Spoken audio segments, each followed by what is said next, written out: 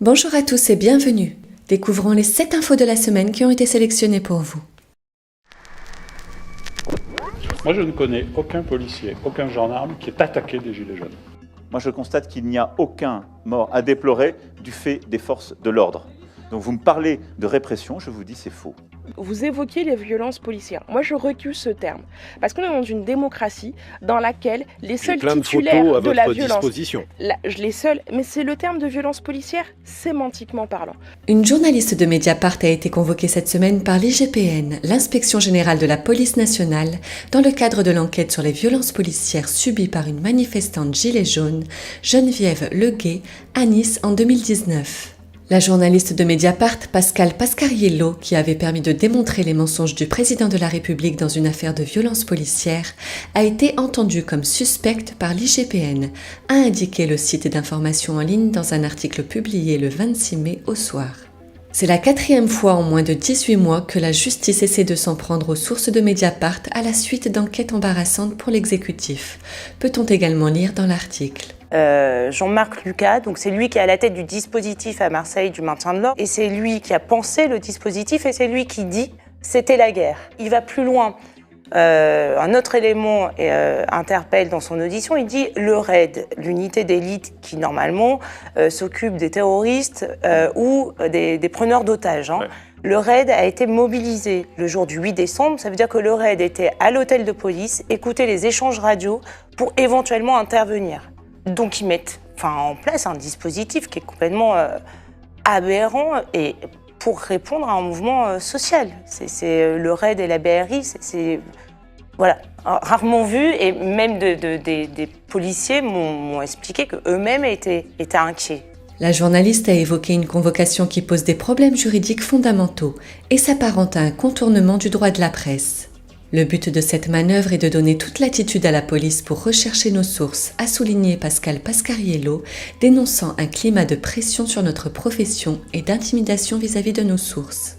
Le 23 mars 2019, Geneviève Leguet, 73 ans, avait été grièvement blessée pendant une charge.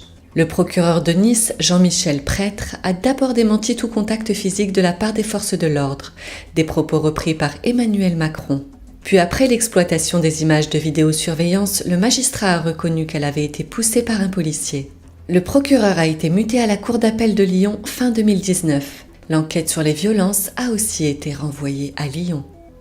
J'ai quand même eu un traumatisme crânien très très grave. Et encore aujourd'hui, les docteurs me disent qu'ils ne savent pas comment ça se fait que je suis en vie tellement c'était un très grave traumatisme crânien. Il me reste quand même des séquelles. J'ai l'air comme ça bien, mais je titube et j'ai des séquelles. Je voudrais dire que Pascale Pascariello, c'est une très bonne journaliste d'investigation, puisqu'elle est arrivée à sortir ce rapport qui est en ma faveur, ce rapport de capitaine de gendarmerie qui disait que tout était calme et qui a refusé d'appliquer les ordres du commissaire Souchy. Donc cette journaliste, elle a fait que son travail et je vois pas pourquoi l'IGPN l'embête à elle au lieu de faire son travail de savoir ce que la police fait, parce que normalement l'IGPN c'est pour enquêter sur les policiers et pas sur les journalistes. Je pense que nous avons une très bonne relation avec la Russie, mais la Russie n'a pas adhéré au traité, donc tant qu'elle ne le fait pas, nous nous en retirons. Mais il y a de bonnes chances pour que nous concluions un nouvel accord. Dans un article sorti le 25 mai, Die Welt, l'un des principaux quotidiens allemands, a désigné qui était le véritable perdant du retrait des États-Unis du traité ciel ouvert signé par 35 pays et entré en vigueur en 2002. Le traité ciel ouvert donnait une possibilité unique de collaboration entre les armées américaines et russes et renforçait la transparence et la confiance mutuelle entre les pays. Sa fin risque de provoquer une catastrophe sécuritaire en Europe, écrit le journal. Seuls les Américains eux-mêmes seront perdants suite au retrait de leur pays du traité, puisqu'ils n'auront plus accès aux installations et infrastructures militaires, indique l'article. où il y a comme un air de déjà-vu. Il y a un peu plus d'un an, les États-Unis se retiraient du traité sur les forces nucléaires à portée intermédiaire après avoir accusé la Russie de ne pas le respecter. Et la même chose, mais cette fois avec le traité Open Sky ou ciel ouvert, qui permettait jusque-là aux pays signataires de se survoler mutuellement, afin par exemple de surveiller des mouvements de troupes ou le déploiement de nouveaux armements. Les autorités russes estiment ne rien avoir à se reprocher et regrettent le manque de dialogue de la part de Washington. Il y est également précisé que Donald Trump a pris la décision de se retirer du traité sous la pression de détracteurs, qui estiment qu'il est possible de procéder à une même surveillance grâce à des satellites et qui sont mécontents du manque de caméras numériques sur le Boeing WC-135 utilisé par le Pentagone. Selon Die Welt, il existe 2 inconvénients majeurs pour les États-Unis. Les militaires perdront la capacité de survoler le territoire russe et ne seront plus capables de publier et de discuter par la voie diplomatique des données recueillies par les satellites. Un communiqué des ministères des Affaires étrangères de 10 pays européens, dont l'Allemagne et la France, paru cet après-midi, dit regretter la décision des États-Unis. Le retrait de Washington de ce document pourrait donc avoir un impact sur le climat de confiance et de sécurité entre tous les pays signataires, en particulier en Europe. Les États-Unis ont ajouté qu'ils pourraient reconsidérer leur position si la Russie venait à remplir inconditionnellement toutes ses obligations. Une proposition que Moscou considère être un ultimatum et pas une base de discussion. Nous sommes ouverts au dialogue, mais uniquement à un dialogue équitable, visant à prendre en compte les intérêts et préoccupations de chacun. Mais Washington n'en a aucunement l'intention. Préférant se retirer du traité, c'est profondément regrettable, car la sécurité européenne s'en retrouve gravement endommagée. Les États-Unis ont puni leurs propres alliés qui essayent simplement de régler leurs problèmes économiques et énergétiques. Désormais, les pays sont prévenus.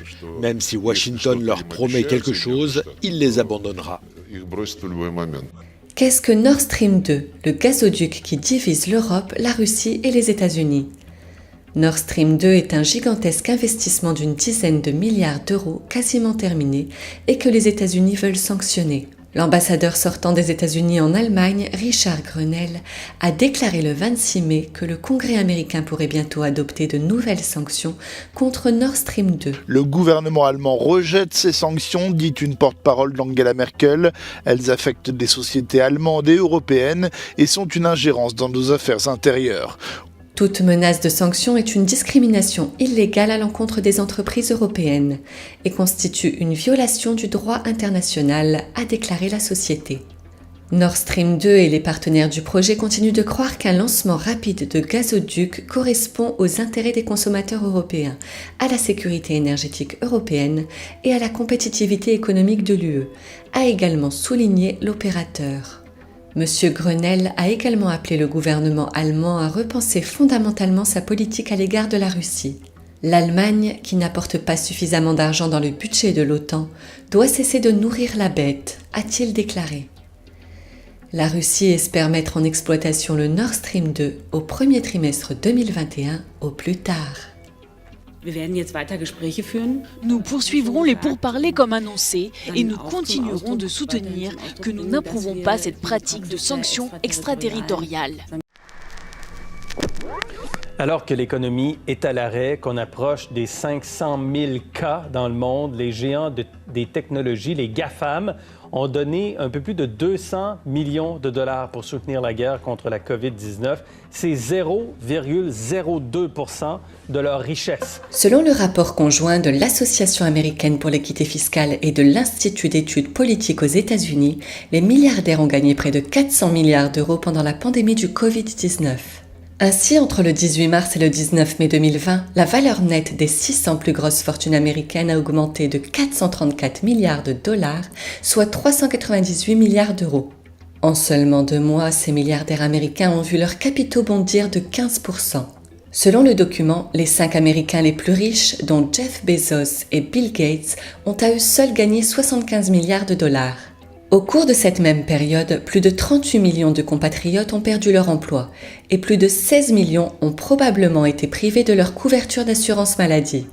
La pandémie a révélé les conséquences mortelles de l'écart de richesse béant aux États-Unis, les milliardaires étant un symbole flagrant de cette inégalité économique, a estimé Franck Clément, directeur exécutif de l'Organisation des Américains pour l'équité fiscale. Brigitte Alpin, fiscaliste, bonsoir. Oui, bonsoir. Est-ce que c'est assez? Non, effectivement, c'est certain que c'est pas suffisant. Pour 0,02% de la richesse des GAFAM, de leurs fondateurs, de leur fondation, ça équivaut pour une personne qui a une richesse de 100 000 $ à donner 20 $. Donc, évidemment, 0,02% ou dans le cas de Mark Zuckerberg et Facebook, 0,01% de la richesse. Évidemment, ils ont une capacité de contribuer de façon beaucoup plus importante. Comme nous l'avions vu dans un précédent numéro d'Enquête d'Info en mars dernier, Caracas s'est vu refuser une demande d'aide par le Fonds monétaire international. Aujourd'hui, c'est la Banque d'Angleterre qui refuse de rendre son or au Venezuela. Le Venezuela a déposé plainte contre la Banque d'Angleterre afin que celle-ci lui restitue une partie des réserves en or qu'elle détient. Caracas demande depuis avril à la Banque d'Angleterre de transférer l'équivalent d'$1 milliard de ses réserves directement au PNUD, qui est le programme des Nations Unies pour le développement, afin de lutter contre la pandémie du coronavirus. Sarosh Zewala, l'avocat du cabinet représentant Caracas, a déclaré « Alors que des vies sont en jeu, il n'est pas temps d'essayer de marquer des points politiques. La Banque d'Angleterre a l'obligation morale de permettre au Venezuela de vendre l'or du pays, afin de permettre au PNUD d'aider efficacement la population vénézuélienne dans la lutte contre le Covid-19. » Aujourd'hui, la décision de la Banque d'Angleterre s'inscrit dans un contexte où la situation sanitaire au Venezuela, déjà en proie à une crise économique, est fort critique. Je pense que les besoins du Venezuela par rapport à son or sont clairs et sincères sur ce sujet, puisque comme vous l'évoquiez juste avant, l'Amérique du Sud devient le point central du Covid-19.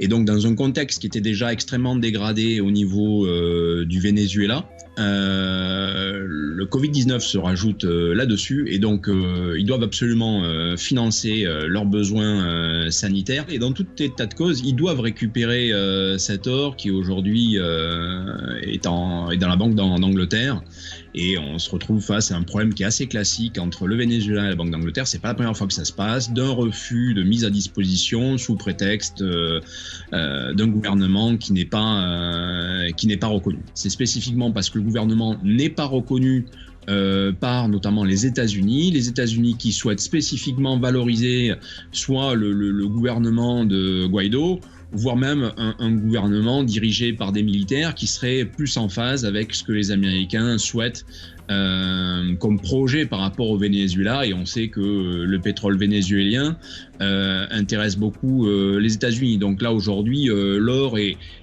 un petit peu la clé de voûte de tout un système qui est en train de se mettre en place autour du Venezuela pour des raisons politiques, géopolitiques, voire même militaires.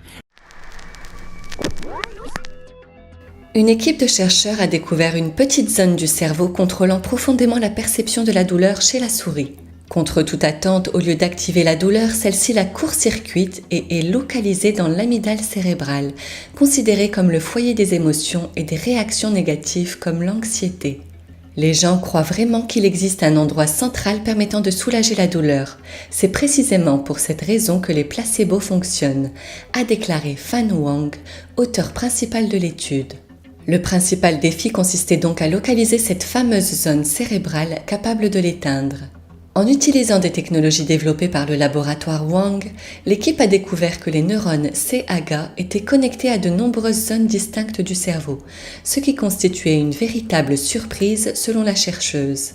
En donnant aux souris un léger stimulus nociceptif, les chercheurs ont pu cartographier toutes les régions du cerveau activées par la douleur et découvert qu'au moins 16 d'entre elles, connues pour traiter les aspects sensoriels ou émotionnels de la douleur, étaient inhibées à un certain degré par les neurones de l'amygdale centrale. Bientôt, il sera possible d'effectuer des achats avec son enceinte connectée Google Home sans jamais toucher à son smartphone. C'est Android Police qui a repéré la nouvelle option de Google, Voice Match, lancée en toute discrétion auprès d'une poignée d'utilisateurs. Voice Match est une fonction qui permet d'associer sa voix à une enceinte ou un écran connecté afin d'obtenir des résultats personnalisés.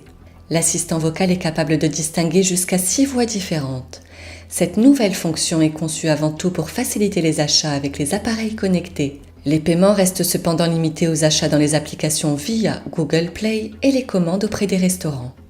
De nombreuses informations restent encore floues. Les achats par Voice Match seront soumis à un montant maximum et un nombre de transactions limité par jour, mais aucun chiffre n'a pour l'instant été avancé. La firme n'a pas encore donné de date de lancement grand public. Cependant, l'annonce pourrait avoir lieu lors de la conférence en ligne le 3 juin pour le lancement de la bêta d'Android 11. C'est la fin de cette édition, merci de nous avoir suivis, on se retrouve la semaine prochaine, à bientôt.